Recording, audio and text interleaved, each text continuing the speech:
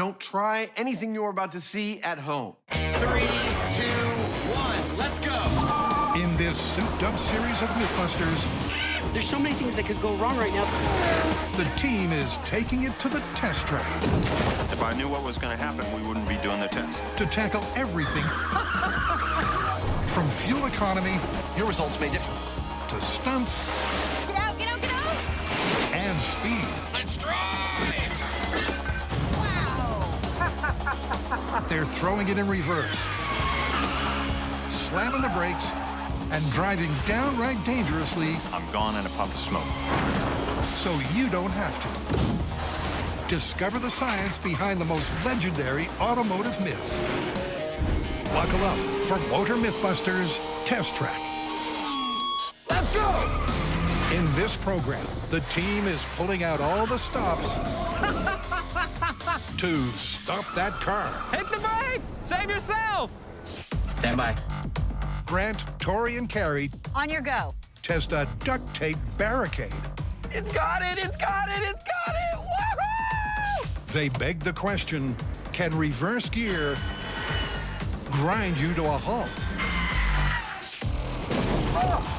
And Adam and Jamie are hot on their heels, Don't mess with a Heineman.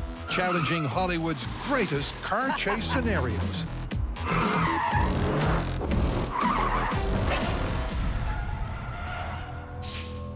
All right, sir, I want to paint a scenario for you. Okay.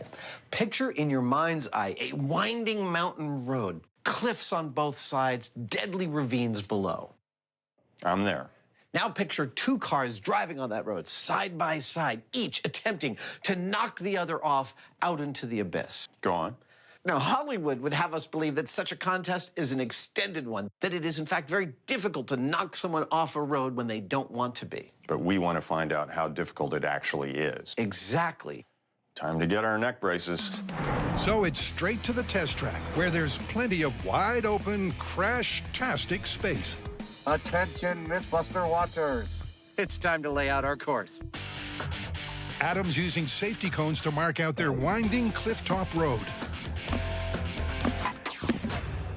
Look, before we start this test, it makes sense to me that it might be very difficult to shove another car off the road, especially if you're in a car that's pretty close to the same mass. Let's gear up, people. For every action, there is an equal and opposite reaction, and us being evenly matched means that really getting the other off the road is about position and timing and speed. To test how hard it is to shunt a car off the road, Here we go. they're having a best-of-3 contest. To win, Adam and Jamie must knock each other off the mile-long course. All right, Jamie, you ready? This is going to be fun. I'm ready.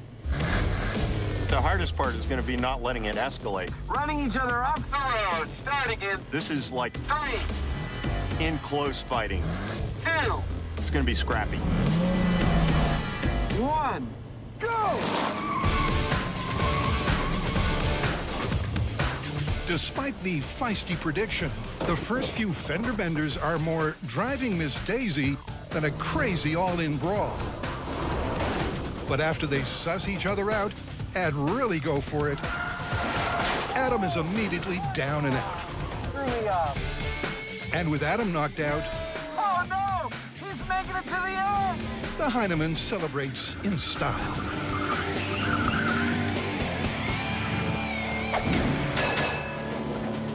That was a hell of a bag you gave me. That was fun. Let's do it again. Okay, 3, 2, 1, go! But there's still 2 rounds to go. Ah, I'm gonna run you off at the cliff, man.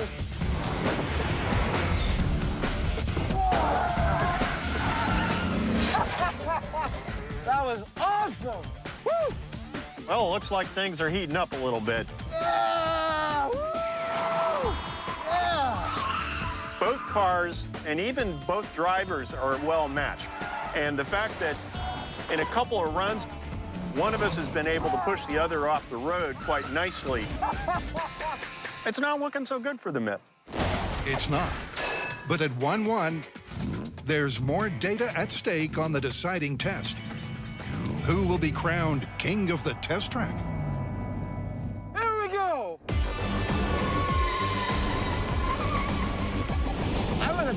off the cliff road, Hoosier. You want a little bit? Yeah. Yeah. I'm gonna throw you off here. Whoa, really?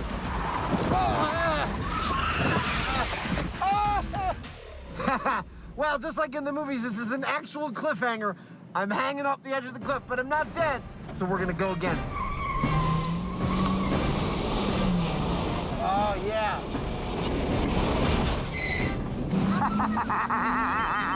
I scared the out of you. Oh, no, I'm gonna... Oh! Ah! Oh! Oh, I stayed on! I stayed on! Not for long. So far, not so good for the myth. Almost every contact led to a quick cliff-top drop. The exact opposite of film folklore. Yeah, baby. Don't mess with a Heinemann. But what if the vehicles weren't so evenly matched? I got a new rig. Adam's car weighs about 5,000 pounds. All right, start your engine. That SUV weighs 8,000 pounds. You do the math. Well, there's math and theory, All right, here we go. and then there's high velocity, And 3, steel and bone-crunching practice.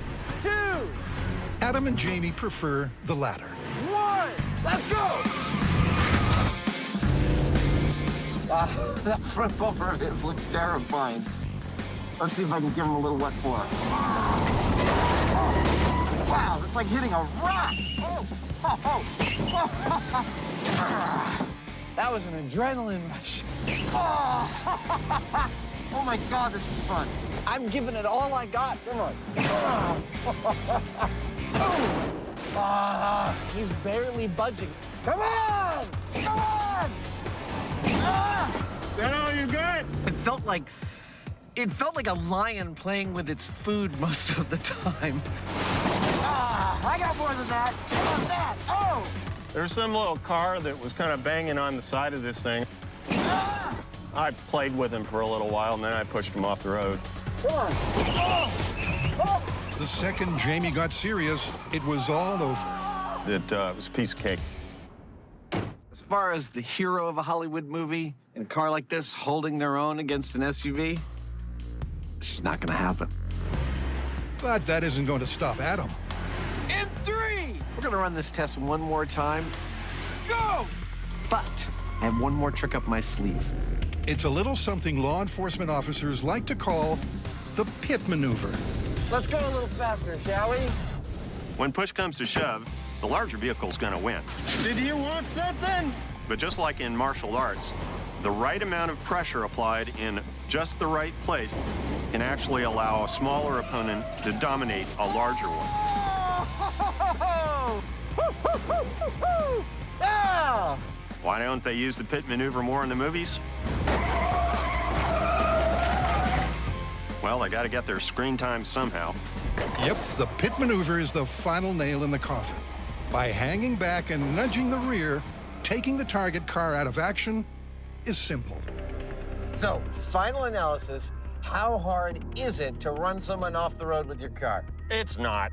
Not at all. Hollywood's been getting this totally wrong. Myth is busted, right? Yep. All right, let's get out of here. I'll see you back at the shop. All right.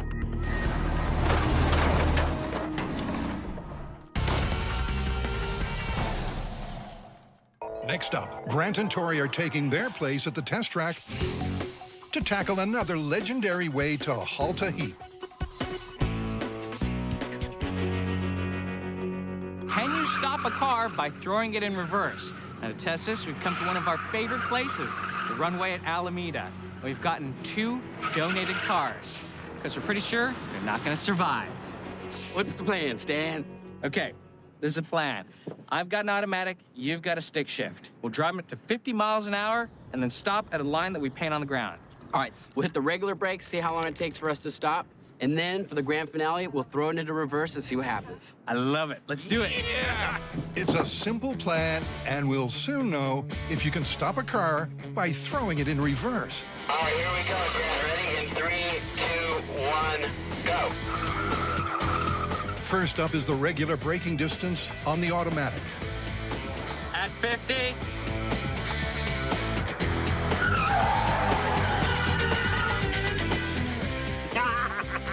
Oh my God. Dang, did you see the smoke off those tires? Do I have any tires left? You do, but they're all on the asphalt. So how does it measure up? 61, 2, 3, 4, 5, 65 feet. 65 feet to bring the automatic to a dead stop with the brakes. Next up, it's Tori's turn to burn rubber in the manual. 3, 2, 1, go! Tori accelerates to 50 miles an hour, and when he hits the stop line, he slams on the brakes.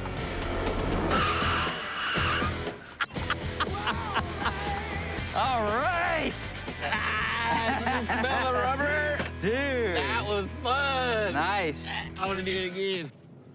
70, 75, 80. 80 feet? 80 feet with the regular brake pedal. 80 feet for the manual and 65 feet for the auto ain't bad. Them's the brakes. But what happens when you shift into reverse? How will the stopping distance compare? Let's do this test. Here we go. Ready? In 3, 2, 1, go. Grant brings the car up to 50 miles an hour. When he hits the white line, instead of hitting the brakes, he'll shift into reverse to try to stop the car. Or at least, that's the theory. That's interesting. But it's not exactly the photo finish the guys were expecting. Buddy, it doesn't look like you did anything.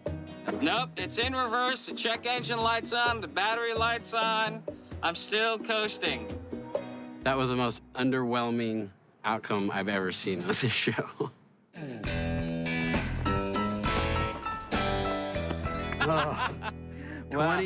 2,270 feet. It's a new record. That's an extra 2,205 feet from the brakes. Turns out the automatic has a safety device, making it impossible to engage reverse while driving forward. The reverse stop theory is running out of gas. But there's still one more car to try. Okay, here we go. In 3, 2, 1. Go! Once again, Tori's gunning for 50 miles an hour. And when he hits the stop line, he throws the manual into reverse. But unfortunately, it's not as easy as you might think. The transmission crunches, and Tori clenches, Here we go, Cord! Hit the brake! Save yourself! but he can't engage the reverse gear. Hey, you made it down here. 1,922 feet from the stop mark. Oh my God, dude, trying to throw it into reverse to stop a manual is just not the way to go. Did you actually use the brake at the end? Eventually, I had to use the brake because I couldn't engage it into reverse. It was just grinding. And at first, I thought I could just keep grinding it to slow the car down, but it wasn't enough. Even with Tori's mantra, if you can't find it, grind it, the car still went an extra 1,842 feet. Maybe that's because with a manual transmission, you have to be at a complete stop to select reverse. So, what's the verdict from the guys? Trying to stop a manual car by throwing it into reverse, totally busted. Trying to stop an automatic car by throwing it into reverse, also busted. All right, but we can't stop here. It sounds like you have something up your sleeve.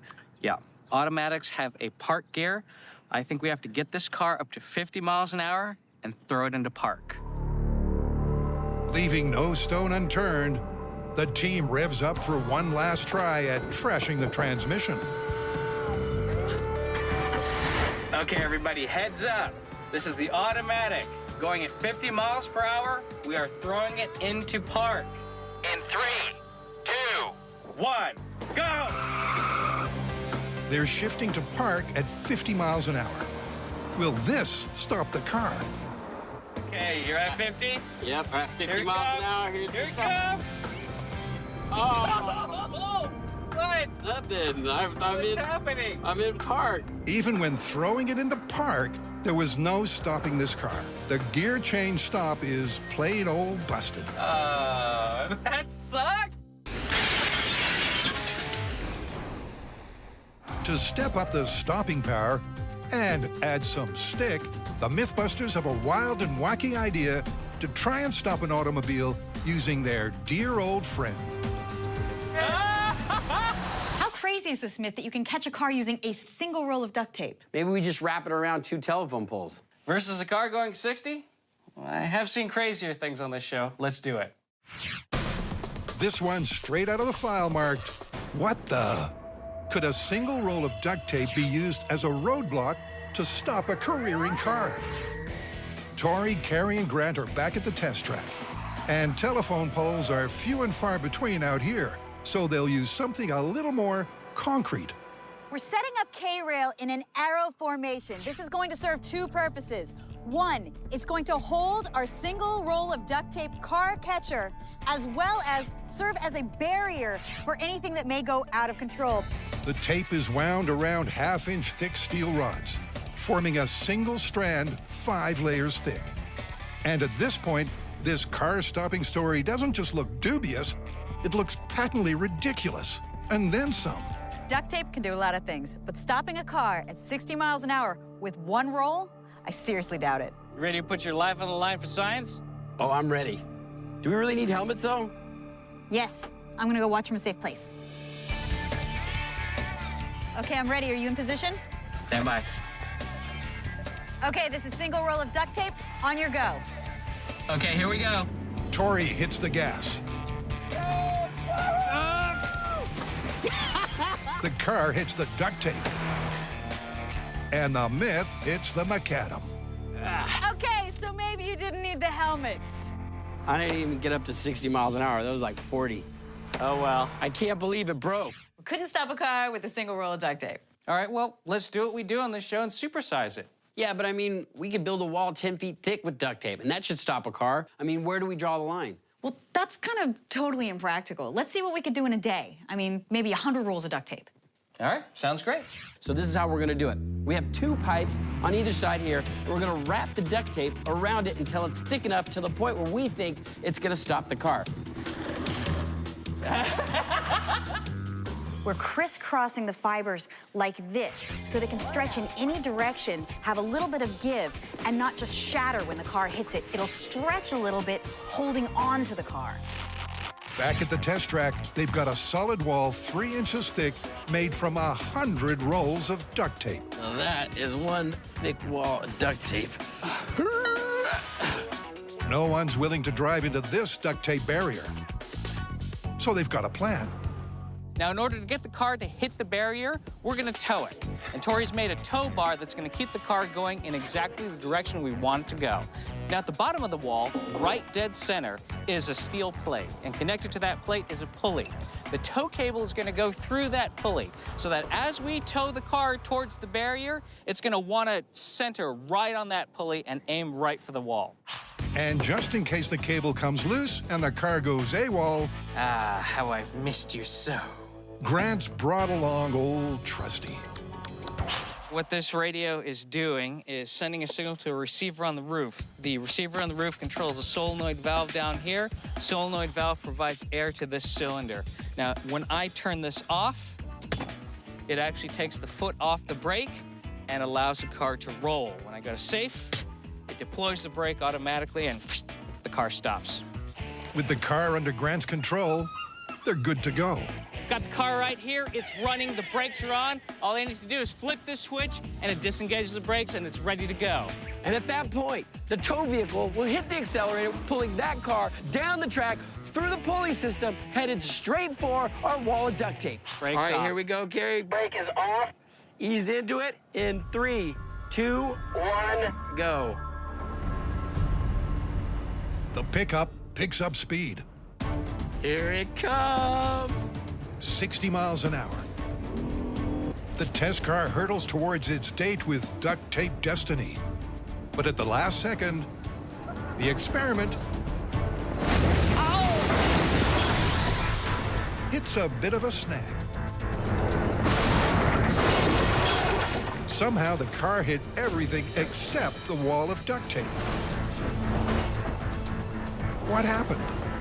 I thought I saw the tow cable slip off of the guide bar, but it was just a car length before the K-rails. The cable came free so late, Grant didn't even have time to hit the brakes. We lost the connection between our tow vehicle and this vehicle, and it veered to the right and crashed. Now what we're gonna do is just put a rope clip on there so it's not gonna come off, and we've moved our breakaway line up to the tow vehicle itself. So if anything gets caught in the pulley, that breakaway cable will break away and everybody will be safe. They're not about to let rain dampen their quest for duct tape data. Here we go. The test car is soon taxiing down the runway, with Tori and Grant in hot pursuit. It's got it, it's got it, it's got it! Woohoo!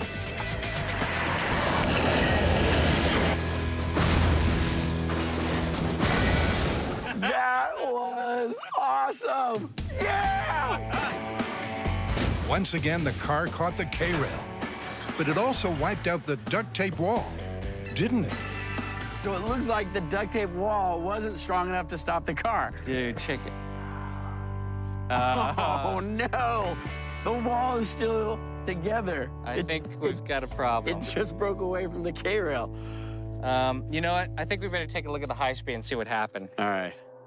The duct tape wall stayed intact, and it ripped it out of the K-rail. I can't believe that. I mean, that's a huge amount of shock that absorbed right there.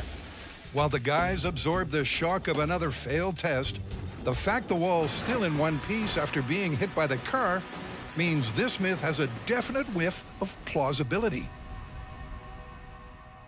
It's still laughing at us. It's still completely intact. It's got a few scratches, but I feel like if we hook this thing up again, it would be ready to go. So will it be third time lucky? It's the same setup, with one or two heavy-duty add-ons. We have shackles rated at 30,000 pounds, connecting our duct tape barrier to our K-rails. This should do the job. With Tori's tow bar and Grant's RC braking system good to go, car number 3's ready for takeoff. All right, this is the final experiment for duct tape car catcher. Carrie, you ready? Ready. All right, Grant, you ready? I'm ready. Okay, brake is off. Here we go. In 3, 2, 1, hit it. Looking good. Got a good start. Just getting up good speed. 20. Carrie picks up the pace. Looking great. Right on target. Good, really good. 40. Oh, we're gonna do it this time, dude. This is it.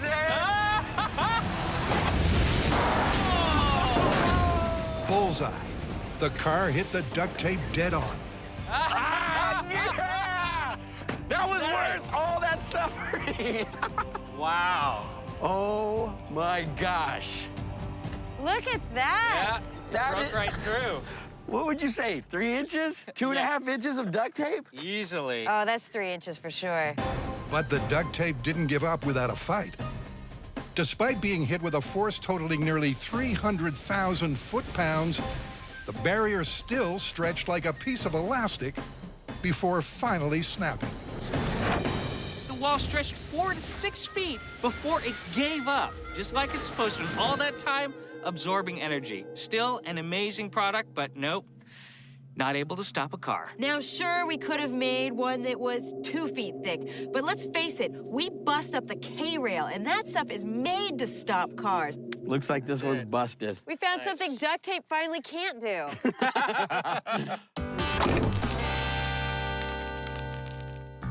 Man. We got enough duct tape left over to fix that thing. In the interest of upping the ante, Adam and Jamie are going back to their cinematic roots for a car-stopping finale. Check it out. You know we love our movie myths. Yeah. And specifically, we love our super spy movie myths. Yeah. This next one involves devices that a spy puts into their car to instantly stop someone from following them in a car chase scenario. Ah, like a smokescreen. Exactly. And I'm thinking we test all the classics. Smokescreen, I'm thinking releasing a bunch of tacks, and oil slick. Fast cars, dangerous gadgets. I'm up for it. I thought you would be. Cue the spy car. And that nice? That's cute. Drive it on in. Okay. This is Spy Car 1. Right now, it's a normal car, but when we're finished with it, it's going to have all the little tricks and gadgets that any self-respecting spy car would have. This ought to do. So it's straight down to business. Welcome to Jamie's Chop Shop. All movie fans know that most car-stopping weapons are launched from the trunk. And a hole in the floor with a sliding trapdoor should fit the bill. Jamie's simple release can be sprung from a cord to the cockpit. It's not fancy, That ought to do it. but it works. With the car customized, it's off to the test track to lock and load. We're at the Alameda County Emergency Vehicle Operations Center, which is where the police practice chasing bad guys, which means it's perfect for us. Of course, there's no chase without a chase car and an experienced daredevil to drive it. Morning, sir. Morning. How are you? I'm good. How are you? Good. Good day for a car chase? Every day is a good day for a car chase. What is it that makes Brian uniquely qualified to perform this test with us? I ask you to cast your mind back to Driving in the Rain, where Brian hydroplaned at over 100 miles per hour and did a 720-degree turn. Look at the internal camera. That impassive face on him is the face of confidence, and it is the face that will lead this test for us. If we can evade him, we can evade anybody. Escaping a driver who's more skilled than you means disabling his car. So what's the first trick in Adam's trunk? They may look friendly, but these are quarter-inch pieces of hot rolled steel bent at right angles and welded into a tetrahedral arrangement and then sharpened. These are road spikes. Always have one point facing up. I think they're going to be highly effective when I drop them from the back of the evading spy car. With over 100 of these lethal little tire shredders, he might be right. But Jamie also has a point. Now, I have no doubt that these tacks are going to stick in the tires, but will they deflate the tires quickly enough to keep our spy happy? I'm not so sure. Well, first, a quick check on the rules of the chase. So, Brian, what are the criteria for escaping? If Adam's able to get far enough ahead of us that he actually loops and gets behind us, then he's gotten away. Also, if he makes a turn on the course someplace that I don't catch, and then we end up taking a different turn or a different route, then I've lost him. Okay, then. The cones are lined up to mark out a long and winding road, and they're ready to rumble. Okay, this is Spy Car Evasion Techniques. The tax. Eat my... Dust.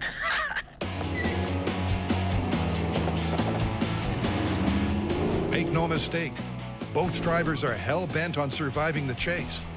Brian keeps a respectful distance of 5 or 6 car lengths. He's picking up a little speed.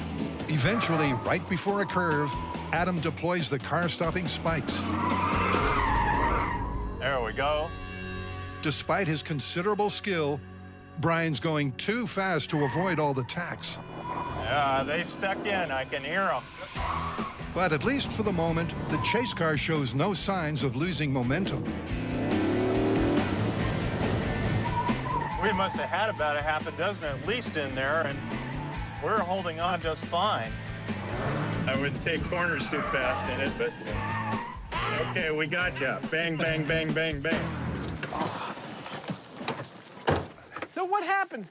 Oh, I got you. Well, you did, but then you didn't. The tacks went into the tires, but we were on your tail for several minutes afterwards. It didn't slow us down. I thought that as soon as you hit the tax, you'd be skidding off the road immediately. I've got flat tires, but you still didn't get away. No, I didn't get away. Yeah. Shoot, I wouldn't have called that. The tags eventually worked, but they took their sweet time to stop the car. And I'll say one thing else. While I'm fagging it out on this course, hell-bent for leather, it's really disconcerting to look into my rearview mirror and see Brian, like, impassively driving after me like it's not... He's like a lion playing with his food. Jamie thinks he knows why the spikes kind of worked, and kind of didn't. Problem with tacks is that they plug the hole that they create, and they don't let the air out quick enough. Now, eventually, sure, your tire is going to deflate, but as far as a pursuit goes, you could hang on for quite a while. As a quick escape option, the tacks didn't cut it. So it's on with phase 2 of the myth. stopping the pursuer by blinding them with a cloud of smoke. Now we were offered the chance to use a minimum smoke grenade, but we said, hell no! Give us maximum smoke, military style. What does that look like? I don't know. Let's check it out.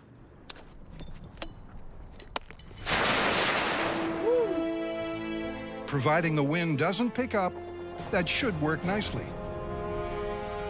This rig is about as simple as it gets. All you do is pull the pin, you've got smoke.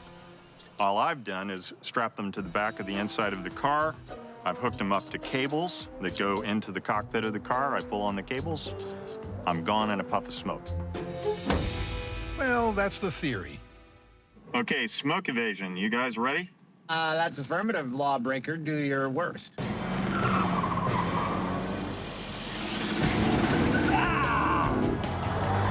Right from the get-go, Jamie sets a cracking pace through the traffic cones. Brian has no idea when to expect the smoke, but he doesn't have long to wait. For the first few seconds, the deployment looks picture perfect. It's right about now that it all goes horribly wrong, as Jamie's convertible starts filling with smoke. He misses the wall by a whisker, and the chase is called off before Jamie swallows more than his pride. I think he has to get out. I think so too. You okay? Can we get some water over here for Jamie right away? The smoke has gone literally everywhere. It's coming out of every nook and cranny of this car. We're gonna have to reset and try it again. I didn't like inhaling all that smoke, so I've done a couple of things. The first is that I've put the smoke bombs out away from the car. And the second is Adam's gonna drive. So the scene is set for a smarter and healthier smokescreen. All right, Jamie, are you ready? We're ready. Okay. Eat my smoke. Adam leads Brian on a merry chase. You know, this is pretty fun. Till the time comes to pull the pin on those twin grenades. Oh, there we go. I gotta say, that's pretty effective. The smoke comes thick and fast as the chase car slows to a crawl. Oh. And Adam actually starts to catch up.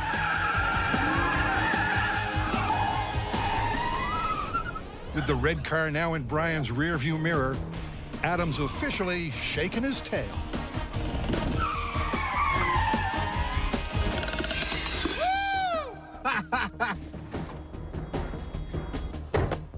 I think that's a win. Good job. That was awesome. At one point, I looked over and Jamie and Brian were like all the way across the course. At that point, I figured I had it. With one crucial adjustment, the smokescreen worked big time. Now to move on to a test that should push Brian's skills to the limit. Now, we know this is good for the taste buds and bad for the waistline. The question is it good for the escapee and bad for the pursuer? I think it will be. As Adam implied, we are doing our best to save the planet. The lubricant of choice is vegetable oil. The setup is simple. 2 bottomed-out buckets are lined with clear plastic. So, with a tug of the cord, the bags should each spill 5 gallons of oil on the tarmac. Okay, guys, I'm all oiled up and ready to go. Are you ready? We're ready, yes. This should be slick. Knowing what's coming won't help Brian avoid a potential disaster. The course is too narrow to skirt round the slick, and he doesn't know when or where Jamie plans to give him the slip. And then we see oil pour out of his back, and Brian tries to avoid it, but actually, because Jamie does it on a turn, it sort of crosses the whole road, and we can't avoid it. The chase car has clearly lost traction. It slips and it slides as Brian struggles to point the nose forward and stay on the track. Definitely made it slick. Yes, definitely. He's lost valuable time as the car careens sideways, and Jamie decides to quit while he's ahead. What did you think? That was fascinating. I would have to call that moderately effective. It didn't make us spin out, but it definitely threw us off our game, didn't it? It slowed us down. That was definitely enough to do it. We were surfing all over the road. Brian was really expert, but at one point, you were all the way across the course from us. But they never lost track of Jamie. And he sure didn't circle up behind them. Making a call is a slippery decision. Well, it doesn't get much neater than this. 10 gallons of oil dropped on a hairpin turn at speed. The rig worked perfectly. Unfortunately, it didn't cause us to totally spin out and lose control of our car. Jamie did get far ahead, but Brian was able to stay on the road. So where does that leave us overall? Well, let's tally them up. Tax, Busted. smoke screen, Confirmed. oil slick. Somewhere in the middle. I agree. Somewhere in the middle. All right, let's get out of here, and slowly, please. That's 3 classic evasion techniques done and dusted. But they're having way too much fun to stop here. To keep the thrills coming, Adam and Jamie are going to take on each other with their own custom-built car stoppers. Now it's time for Jamie and I to go head-to-head, implementing our own versions of evasion techniques. I will be adding something pretty cool to this white car right here, and Jamie will be adding something I think perhaps a little less cool to the blue car right there. All right, let's get started. So it's spy versus spy. The only restriction is that each device is completely hidden inside or under the car. Welcome. I'm so glad you've come. Pop quiz, what do you see here on the table? You may see a random collection of plumbing parts. I see the next evolution in spy evasion technology. Ow! If you think Adam's being deliberately obscure, get a load of Jamie. You know what they say, the best defense is a good offense. Well, I figure I'm going to make something that I can take right to the pursuer's car, deliver it point blank, and take him out. Ensuring their secrets remain just that, a huge curtain divides the workshop. While Adam assembles what looks and sounds like a prototype space shuttle toilet, Jamie gets low down and nasty. Yeah, baby. That thing starts to dig in. We got some trouble on our hands. It's clear from the outset this mystery rig will be heavy duty, as gear teeth are cut into chromoly steel with a plasma torch. Whatever he's building, it's a safe bet this would get you suspended from metal shocks. That ought to do it. After hours of diligent, diabolical labor, Jamie's finally up for some show and tell. I've made this relatively simple-looking little thing out of chromoly steel, and it's flat enough to mount underneath my car, out of sight and out of mind. But it's going to be mounted in a gun, and I'm going to drive up to the pursuer's car, fire this from under my car right over the ground to under their car, at which point it changes and it goes like that. If it works on the day, that's a bona fide car crippler. Yeah. Adam, meantime, is taking his show on the road. In a radical twist, it looks like he's trying to slow himself down. That's promising right there. The idea is to shut down the chase car with a parachute blindfold, launched from that strange plumbing project. He'll cut the rig loose when it's caught enough air. The main chute deployed by a much smaller one called a drogue. I'm gonna try throwing this out as I drive and see if that launches this parachute for me. Adam takes off, and short of cutting loose, the big chute seems to work.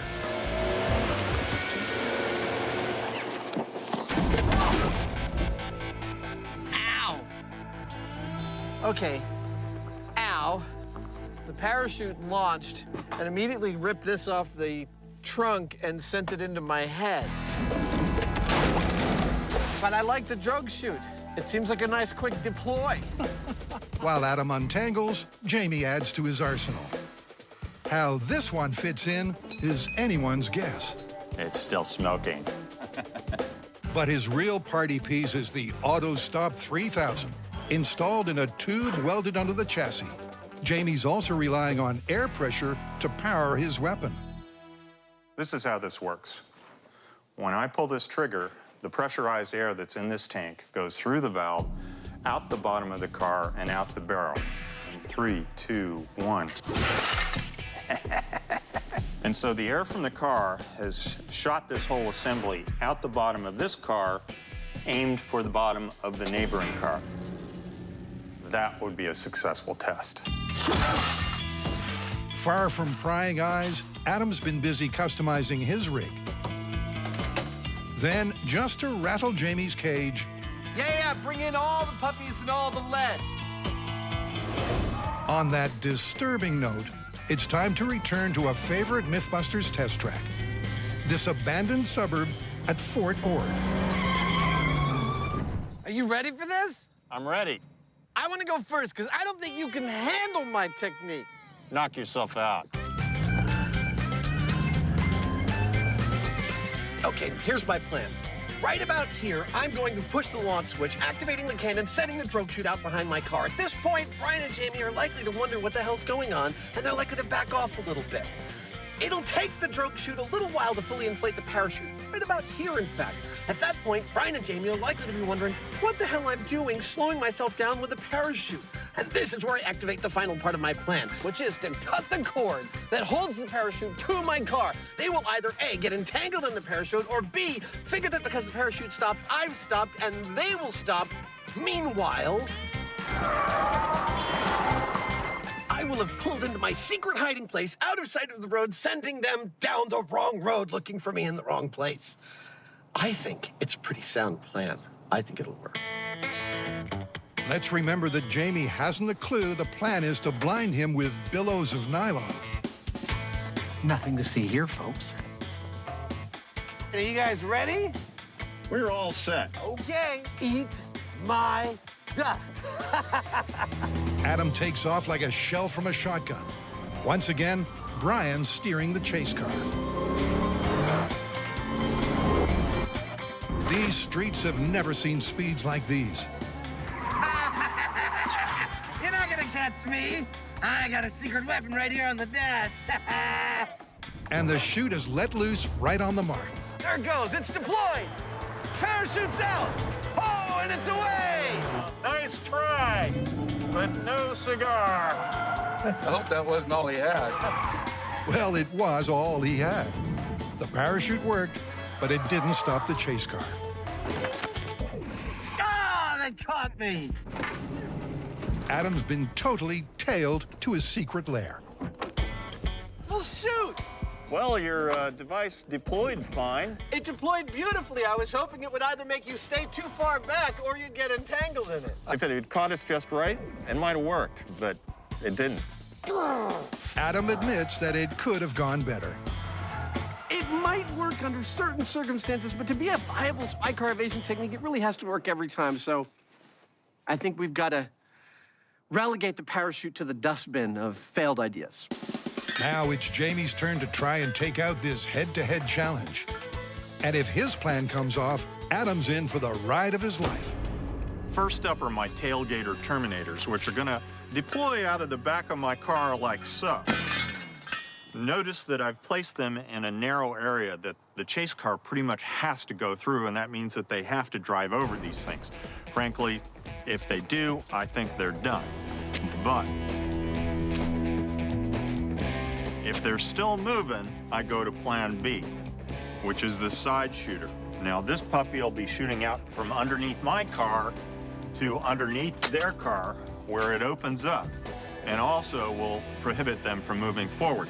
Not to mention the fact that I have a smoke bomb that is going to be set off at the same time just for, well, fun. Probably just as well Adam doesn't know what's about to hit him.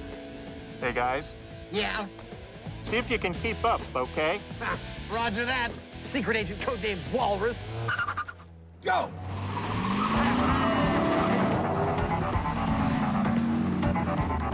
Just a few seconds in, Jamie launches the first of his deadly barrages. He's playing the game. I said puppies. He's throwing puppies out.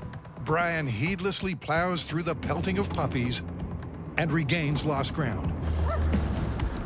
To pull off his serious double deployment, Jamie needs a narrow stretch of road.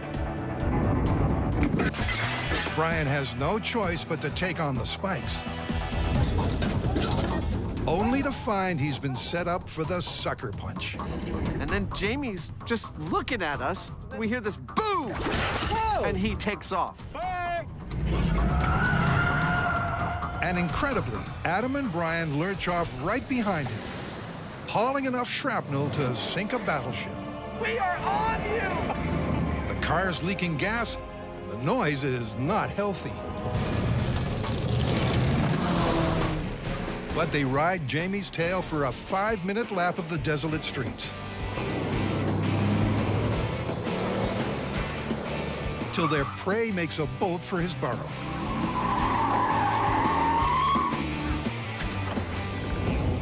We found him! You guys are leaking a little bit. I don't know. What do you think? Did I get away or didn't I? Technically, you didn't get away because we saw you turn in here from the road, so we caught you. If you'd have went any farther, we wouldn't have. This thing wasn't running much longer. One of the spikes is still stuck in the car, and Jamie can't fathom how it didn't stop them. I can't believe they were able to keep going. I mean, I thought those spikes were a death trap for that car. So how are we going to wrap this up? Well, between the 5 things that we tested, I think we've definitely proved that stopping a car that's chasing you instantly in its tracks is actually really hard. Well, your parachute might have worked under perfect circumstances, but as it was pretty much a bust. And your spikes, while ultimately, I think, effective in the long haul, were far from instantaneous. Something tells me you guys are already cooking up other ideas. Yeah.